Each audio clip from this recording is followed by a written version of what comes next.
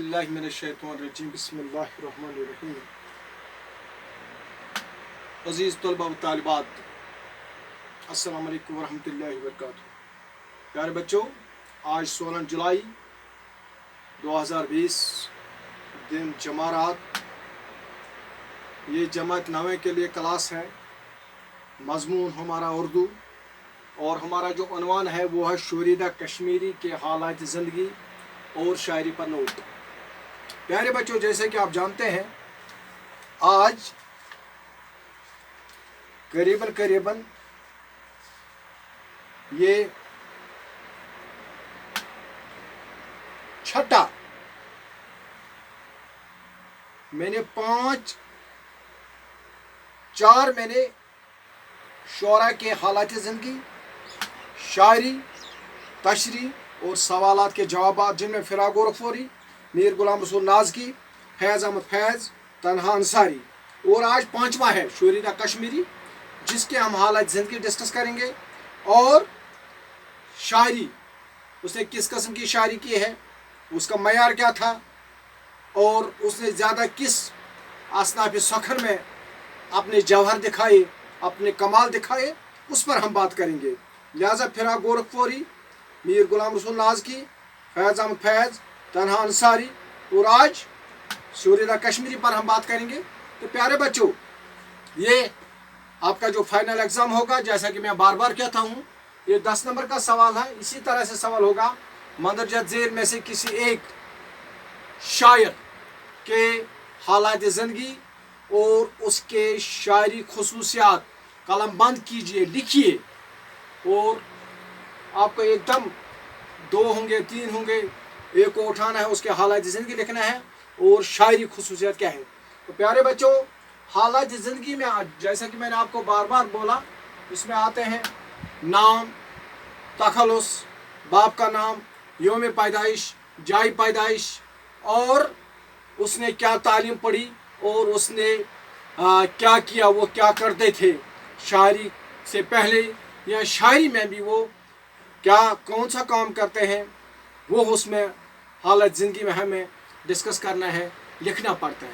प्यारे बच्चों, ये जो शोरीदा कश्मीरी है, इसका नाम था गुलाम मोहम्मद मलिक और तखल्लुस था शोरीदा था। मैंने इसीलिए इस्तेमाल किया कि ये इस दुनिया से चले गए हैं। प्यारे बच्चों, वालिद साहब का नाम था मोहम्मद अब्दुल्ला मलिक, और ये कहाँ पैदा हुए, योमी पैदाइश क्या है इसका। योमी पैदाइश है 18 मार्च 1924 ईस्वी को ये पैदा हुए।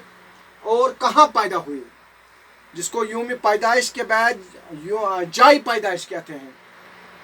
कहाँ पैदा हुए, गाँव क्या था, किस जगह पैदा हुए, तहसील क्या था। प्यारे बच्चों, ये तहसील शुपियान के एक गाँव पंजूरा में पैदा हुए। तहसील शुपियान, इस्लामाबाद साउथ में एक गाँव है पंजूरा, और वहाँ एक तहसील है शुपियान, वहाँ पैदा हुए। और प्यारे बच्चों, इसके बाद हम देखेंगे तालीम, तरबियत और क्या काम करते थे। प्यारे बच्चों, शोरीदा कश्मीरी के जो बाप थे मोहम्मद अब्दुल्ला मलिक साहब, उसको शोरीदा कश्मीरी को पढ़ाने का बहुत शौक था। यानी वो अपने बच्चे को बहुत आला तालीम देना चाहते थे और बहुत बेहद शौक था उनको। शोरीदा कश्मीरी ने 8वीं जमात तक तालीम शुपियान में हासिल की और बाद में श्रीनगर इस्लामी हाई स्कूल में दाखिला लिया और यहाँ से अच्छे नंबरात के साथ मैट्रिक का इम्तहान पास किया। SP कॉलेज श्रीनगर से BA की डिग्री हासिल की और महकमे माल में मुलाजिम हुए। प्यारे बच्चों, यह था 8वीं जमात का इम्तहान उसने किया शुपियान में और पास किया, और फिर इस्लामिया हाई स्कूल श्रीनगर में उसने क्या किया, मैट्रिक का इम्तहान अच्छे नंबरात लेकर पास किया।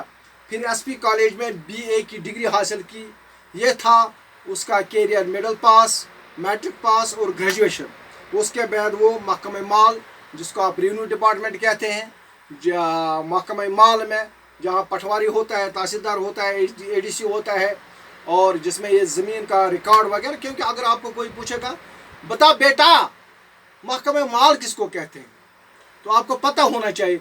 जहाँ ये हमारा सारा जो हमारे पास लैंड है, ज़मीन है, اس کا ریکارڈ باضابطہ اس کے پاس ہوتا ہے, اس کو محکمہ مال کہتے ہیں. جس طرح محکمہ ایجوکیشن ہے, محکمہ زراعت ہے, محکمہ تعلیم ہے, محکمہ صحت ہے, اسی طرح سے محکمہ مال بھی ایک محکمہ ہے جس میں یہ ملازم ہوئے.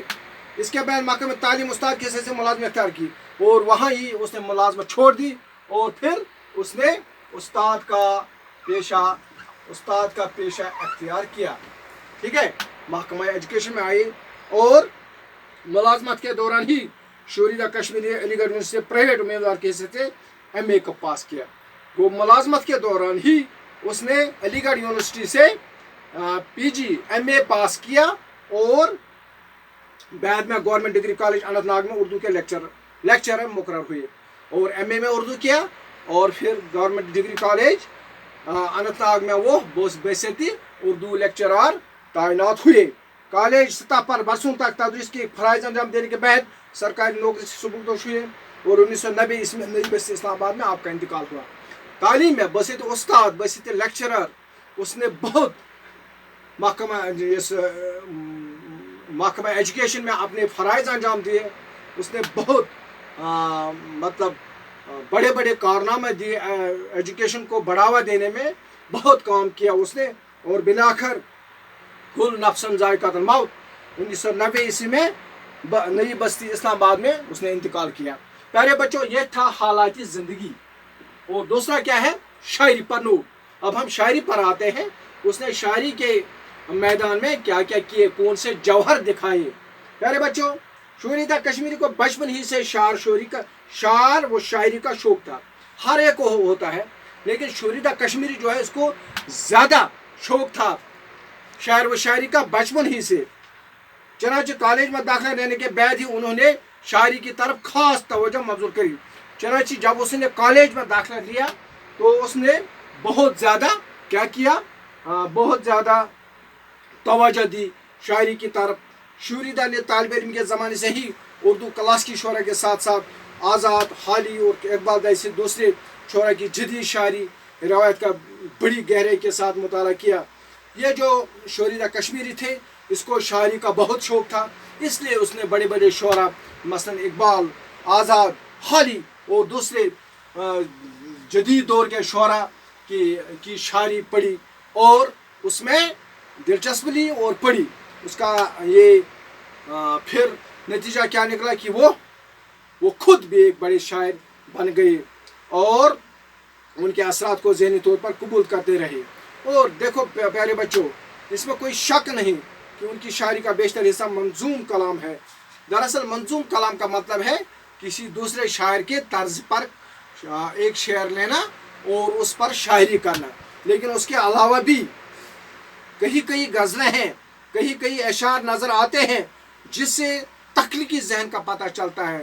یعنی کچھ شعر اس کے منظومی کلام ہے, یعنی دوسروں کے شعر ایک شعر کو لے کر خود غزل بنائی, اس کو منظوم کہتے ہیں اور منظومی کلام کہتے ہیں.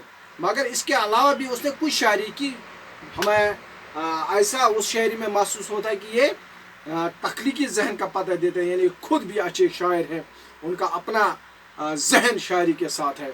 آپ نے غزل کے علاوہ نظم, قطع و رباعی کے فن میں بھی توازمائی کی ہے. ہر ایک شاعر نے, جیسا کہ میں نے بار بار آپ کو کہا جب بھی میں نے آپ کو شاعری پڑھائی, غزل میں ہر ایک شاعر نے کمال دکھائی, جوہر دکھائے. کیوں؟ کیونکہ غزل جو ہے یہ اردو جو یہ صنف ہے, شاعری کا حصہ جو ہے, شاعری کا چپٹر جو ہے, شاعری کا جو حصہ ہے, اس میں غزل نمبر 1 پر آتا ہے, پہلے نمبر پر آتا ہے. ہر ایک شاعر کو غزل کے ساتھ زیادہ دلچسپی ہوتی ہے. اور اس کے علاوہ غزل کے علاوہ شوریدہ کشمیری نے قطع, نظم اور رباعی میں بھی بہت آزمائی کی ہے, یعنی بہت غزلیں اشعار لکھے ہیں, بہت کوشش کی ہے اشعار لکھنے کی. لیکن بنیادی طور پر یہ جو شوریدہ کشمیری ہے یہ کیا ہے, یہ غزل گو شاعر ہے, غزل گو شاعر. اگر آپ کو پوچھا جائے گا کل آپ کا ایگزام, کل آپ جب ایگزام ہوگا آپ کو 1 تاریخ کے بعد, تو ایک فل ان دا بلینکس, ایک خالی جگہ ہوگی, شوریدہ کشمیری ڈیش ڈیش ڈیش شاعر تھے. आपको वहाँ लिखना गज़ल गो शायर थे, यानी वो ज़्यादा गज़ल लिखते थे। आपके 2 शायरी मजमूए जोश जुनून और जज्बे दरूं शाया हो चुके हैं। 2 शायरी मजमूए जो बड़े बड़े शायरी के मजमूए शाया हुए हैं। किसके किसके? शोरीदा कश्मीर का। नींद आ गई? नींद आ गई? नहीं, नींद नहीं करना, होशियार रहो, एक्टिव रहो, मुझे नींद वाले बच्चे नहीं चाहिए। और उसके बड़े 2 शायरी मजमूए जोश जुनून और जज्बे दरूं शाया हो चुके हैं। इन दोनों मजमू में गज़लों के अलावा क़तात, रुबायात और नज़में भी शामिल हैं। जैसा कि मैंने पहले भी बताया, गज़लों के अलावा उसने क्या लिखे हैं? नज़में भी लिखे हैं, क़तात भी लिखे हैं। और क़तात का मतलब क्या है? कोई बता सकता है? हाँ, गवार ज़्यादा बातें करना पीछे से। क़तात का मतलब है जिसमें छोटे छोटे 2-2, 3-3 शेर होते हैं, उसको क़ता कहते हैं। रुबायात और इसके अलावा गज़लों के अलावा उसने क़तात और रुबायात और नज़में भी शामिल हैं।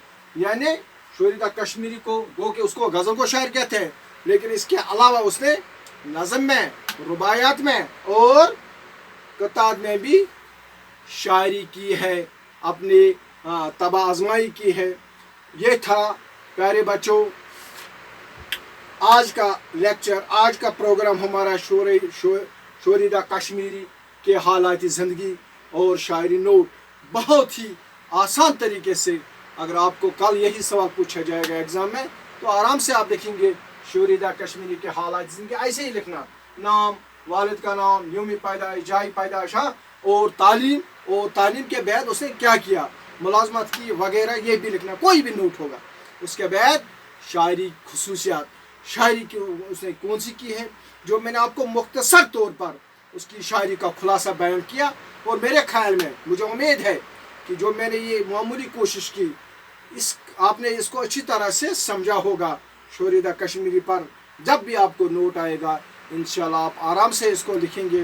और प्यारे बच्चों कल इंशाल्लाह 17 तारीख को हमारा लेक्चर होगा, क्योंकि 2 दिन 17 और 18 को मैं 9th क्लास को ही लूँगा क्लास। और ये शोरीदा कश्मीरी के जो गज़ल हैं और इस सबक के जो सवालात हैं, अल्फाज माने हैं, उनके मैं जवाबात भी लिखूँगा। और उसके बाद मैट्रिक वाले उनका 22 तारीख को उर्दू का एग्ज़ाम है, और मैं उनको इंशाल्लाह कोशिश करूँगा कि उनको तकरीबन 100 अल्फाज माने ऑब्जेक्टिव टाइप क्वेश्चन भेजूँगा इसी व्हाट्सएप थ्रू, और वो देखेंगे। और इंशाल्लाह जब एग्ज़ाम होगा तो आसानी से वो क्वालिफाई करेंगे। और लेकिन ये सब कुछ है प्यारे बच्चों, एक हाथ से ताली नहीं बजती है जब तक हम 2 हाथ मिलाएंगे। लिहाजा हमारा एक हाथ, आपका हाथ नहीं होगा, आपका साथ नहीं होगा तो काम नहीं चलेगा। लिहाजा आप भी हमारा साथ दें, हम आपका साथ देंगे। ठीक है, आप देखो, बार बार इस लेक्चर को देखो। मुझे ख्याल में आप तो सोए हुए हैं। लेक्चर्स देखो और कमेंट करो, मैसेज भेजो, कहाँ समझ आया, कहाँ समझ नहीं आया। क्योंकि आप देखते हैं आज 15 तारीख था और एग्ज़ाम शुरू हो गया। कल इंग्लिश का था, 22 तारीख को उर्दू का होगा। लिहाजा उसके लिए तैयार रहना। मैंने कल भी मैसेज भेजी है कि आप बिल्कुल निडर जैसा मास्क लगा के मोबाइल फ़ोन साथ लेके आना, 4G 2G हैंड बहुत अच्छा फ़ोन लाना, और हर एक के साथ होना चाहिए। और घबराने के बगैर आओ अपना, और डरो मत, और एग्ज़ाम दे दो। ये जो ऑनलाइन एग्ज़ाम्स हैं, क्योंकि यही बुनियाद बनेगी आपको दूसरे जमात में जाने के लिए। इसलिए मैंने आपको मैसेज भेजी है, फिर न कहना हमें खबर नहीं थी। लिहाजा होशियार हो जाओ, बार बार मैं कहता हूँ होशियार हो जाओ, अपना कीमती वक्त ज़ाया मत करो। और इंशाल्लाह मुझे उम्मीद है कि आपने इस लेक्चर को अच्छी तरह से समझा होगा। खुदा हाफिज़, अस्सलाम वालेकुम।